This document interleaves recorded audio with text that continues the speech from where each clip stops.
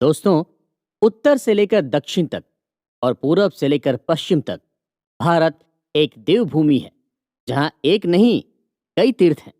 ये तीर्थ हिंदू कम्युनिटी को एक कड़ी में बांधे हुए हैं। ऐसा ही एक तीर्थ है सेतुबंध रामेश्वरम। चेन्नई से 425 किलोमीटर दूर साउथ ईस्ट में स्थित है। रामनाथपुरम जिले में स्थित रामेश्वरम ज्योतिर्लिंग की गिनती हिंदुओं के खास तीर्थों में होती है। 12 ज्योतिर्लिंगों में से एक होने के साथ रामेश्वरम 4 धामों में से एक है, जिसकी स्थापना आदि गुरु शंकराचार्य ने की थी। ये ज्योतिर्लिंग हिंद महासागर और बंगाल की खाड़ी से चारों तरफ से घिरा हुआ है। रामेश्वरम ज्योतिर्लिंग एक टापू पर बना हुआ है।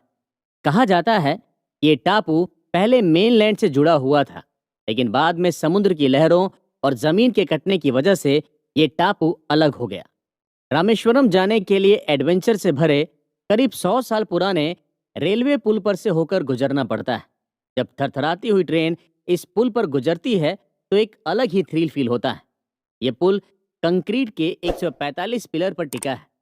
ट्रेन के अलावा यहाँ पर रोड ट्रांसपोर्ट के जरिए भी पहुंचा जा सकता है। 15 एकड़ में फैला भोलेनाथ का रामेश्वरम ज्योतिर्लिंग मंदिर बहुत ही खूबसूरत है। इस मंदिर को द्रविड़ स्टाइल में बनाया गया है। यहाँ का आर्किटेक्चर और स्कल्पचर इतना खूबसूरत है कि वो यहाँ आने वाले तीर्थयात्रियों को आकर्षित करता है। इसके चारों तरफ ऊंची ऊंची और मजबूत दीवारें हैं। रामेश्वरम ज्योतिर्लिंग का एंट्री गेट करीब 40 मीटर ऊंचा है। 12वीं सेंचुरी में इस मंदिर में कई डेवलपमेंट हुए। 1173 में श्रीलंका के राजा पराक्रम बाहू ने इस मंदिर के गर्भगृह का कंस्ट्रक्शन करवाया था। बाद में 15वीं सेंचुरी में राजा उड्डयन सेतुपति ने इस मंदिर में 78 फीट ऊंचा गोपुरम बनवाया। इसके अलावा भी कई बार रामेश्वरम ज्योतिर्लिंग का रिनोवेशन और डेवलपमेंट हुआ। इस ज्योतिर्लिंग की खास बात यह है कि यहाँ पर तीर्थयात्रियों के आने जाने के लिए जो पैसेज बना हुआ है वो पूरे वर्ल्ड में सबसे बड़ा है, जिसमें 108 शिवलिंग बने हुए हैं। साथ ही यहाँ पर भगवान गणेश के भी दर्शन होते हैं। इस बड़े से पैसेज को गोपुरम कहा जाता है। मंदिर के मेन गेट से लेकर गर्भगृह तक जितने भी पिलर इस गोपुरम में लगे हैं उन पर शानदार मूर्तियां और डिजाइन बनी हुई है। मंदिर के अंदर 1200 से ज्यादा पिलर हैं। दूर से देखने पर सारे पिलर की डिजाइन एक जैसी लगती है, लेकिन वास्तव में हर पिलर का आर्किटेक्चर बहुत अलग है। ये पूरा मंदिर बड़े बड़े पत्थरों से बना है और हैरानी की बात यह है कि मंदिर के आसपास कोई भी पत्थर के पहाड़ या फिर खाने नहीं हैं। इससे तो ऐसा ही लगता है कि इन पत्थरों को नावों में भरकर कहीं से लाया गया था। मंदिर के गर्भगृह में भक्त रामेश्वरम ज्योतिर्लिंग के दर्शन करते हैं। इनके साथ ही यहाँ पर माता पार्वती विशालाक्षी देवी के रूप में विराजित है। यहीं पर 9 और शिवलिंग भी हैं, जिनके बारे में कहा जाता है कि इन्हें विभीषण ने यहाँ पर स्थापित किया था। गर्भगृह के ठीक सामने नंदी मंडप में भगवान नंदी विराजित हैं। इस मंडप की ऊंचाई करीब 22 फीट लंबी है, करीब 12 फीट चौड़ी है और 17 फीट ऊंची है। रामेश्वरम ज्योतिर्लिंग परिसर में 24 कुएं हैं। ऐसा कहा जाता है कि इन्हें भगवान राम ने अपने तीर से बनाया था। इसी वजह से इन्हें बहुत ही पवित्र माना जाता है। इन कुओं के पानी से लोग नहाते हैं। ऐसा माना जाता है कि जो भी शख्स इन कुओं के पानी से नहाता है उसे सारे पापों से मुक्ति मिल जाती है। दोस्तों, इस ज्योतिर्लिंग की कहानी रामायण काल से जुड़ी हुई है। पौराणिक कथा के अनुसार जब रावण ने माता सीता का अपहरण कर लिया था और उन्हें लेकर लंका चला गया था, तब भगवान राम सीता माता को ढूंढते हुए समुद्र के किनारे पहुंचे थे। जब भगवान राम रावण की लंका पर चढ़ाई करने वाले थे, उससे पहले उन्होंने भगवान शिव का रेत से शिवलिंग बनाकर अभिषेक किया था और शिव जी से रावण पर जीत हासिल करने के लिए प्रार्थना की थी। भगवान राम अच्छी तरह जानते थे कि रावण भगवान शिव का भक्त है और उसे हरा पाना इतना भी आसान नहीं होगा। हालांकि भगवान राम खुद भगवान विष्णु का अवतार थे, लेकिन उस वक्त वो एक इंसान के अवतार में थे। इसलिए उन्होंने भगवान शिव से जीत का आशीर्वाद मांगा था।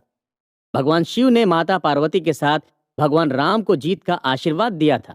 तब भगवान राम ने शिव जी से वहीं शिवलिंग के रूप में स्थापित होने की इच्छा जताई थी, जिससे इस पृथ्वी पर लोगों का कल्याण हो सके।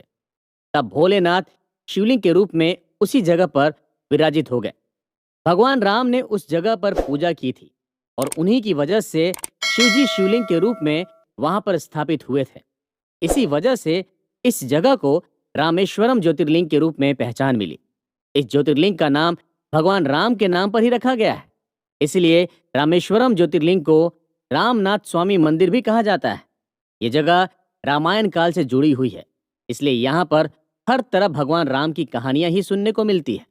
हर साल लाखों श्रद्धालु रामेश्वर मंदिर दर्शन के लिए जाते हैं। सावन का महीना भगवान शिव को बहुत ज्यादा पसंद है।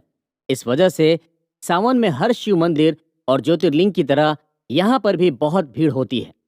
यहाँ के बारे में ऐसी मान्यता है कि भगवान रामेश्वर के दर्शन करने और यहाँ पर अभिषेक करने से दुश्मनों पर भी जीत मिलती है, जिस तरह से भगवान राम को रावण पर जीत मिली थी। नॉर्थ में जिस तरह से काशी विश्वनाथ ज्योतिर्लिंग को बहुत माना जाता है, उसी तरह से साउथ में रामेश्वरम ज्योतिर्लिंग का विशेष महत्व है। यहाँ पर पानी में तैरने वाले पत्थर मिलते हैं। कहा जाता है कि ये वही पत्थर हैं जिनका पुल बनाकर भगवान राम और उनकी सेना ने समुद्र पार किया था। दोस्तों, रामेश्वरम ज्योतिर्लिंग का परिसर बहुत बड़ा है। यहाँ पर करीब 22 मंदिर हैं। इनमें हर मंदिर का खास महत्व है। यहाँ आने वाले श्रद्धालु इन मंदिरों में जाकर दर्शन जरूर करते हैं। यहाँ पर अग्नि तीर्थम भी है, जो रामनाथ स्वामी मंदिर के पास बने पूर्वी समुद्र तट को अग्नि तीर्थम कहा जाता है। कहा जाता है कि यहाँ पर स्नान करने से बड़ी से बड़ी बीमारियां दूर हो जाती है। यहाँ के पानी में ऐसा क्या है, इस मिस्ट्री को आज तक कोई भी सुलझा नहीं पाया है। रामेश्वरम ज्योतिर्लिंग को हमलों से बचाने और इसका ख्याल रखने में यहाँ की रियासतों का सबसे बड़ा योगदान था। आज भी रामेश्वरम ज्योतिर्लिंग त्रेता युग की हिस्ट्री और उसकी यादों को खुद में समेटे हुए है।